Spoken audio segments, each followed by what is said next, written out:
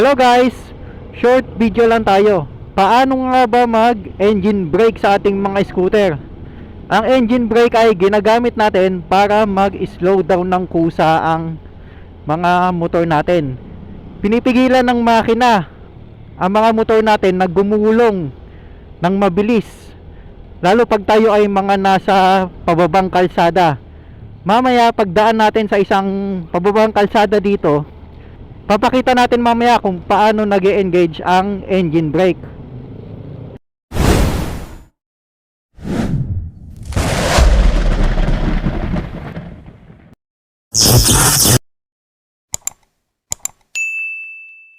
Ang nangyayari guys kapag nag-e-engine brake tayo, kumakapit ang clutch sa may clutch bell ng mga motor natin. Kaya napipigilan ito na umikot ng mabilis ang mga gulong natin sa likod.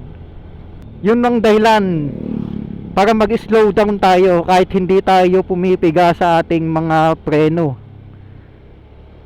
Mararamdaman nyo guys kapag ang motor natin ay bumababa ng mabilis o nag-free wheel or neutral, kumbaga sa mga manual na motorsiklo.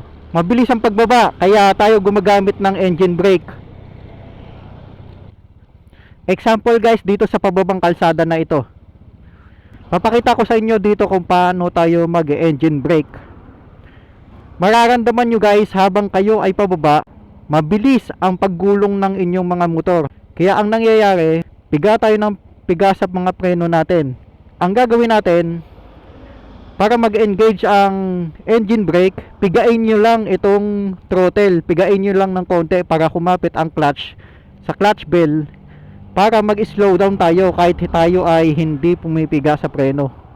Pakita ko sa inyo guys, andar tayo, hindi ako pipihit sa throttle, pabababain lang natin itong motor. Okay, bumababa na tayo, hindi ako pumipiga. Kung mapapansin nyo, mabilis ang baba natin. Ang gagawin natin ay pipiga lang tayo ng konti sa throttle. Okay, para tayo ay mag-engine brake, piga ng konti sa throttle.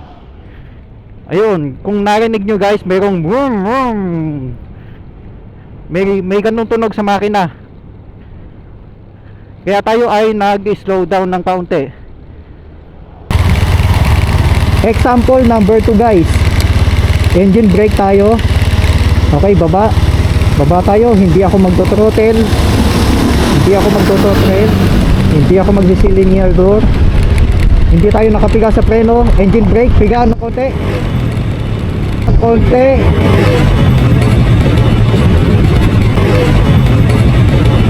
Okay, nag-engine brake tayo, hindi ako pumipiga sa preno, mag-slow down tayo. Okay, basta ang gagawin nyo lang guys, piga ng konti sa throttle, mararamdaman yung kapit ng makina sa gulong natin para tayo ay mag-slow down. Okay, naka-neutral tayo ulit guys, or naka-free wheel tayo, hindi nakakapit ang clutch sa may clutch bell. Tuloy-tuloy lang ang pagbaba natin. So, mabilis ang pagbaba natin, 40 kph. Engine brake, piga ng konti. Boom, magigilig yung makina ng boom.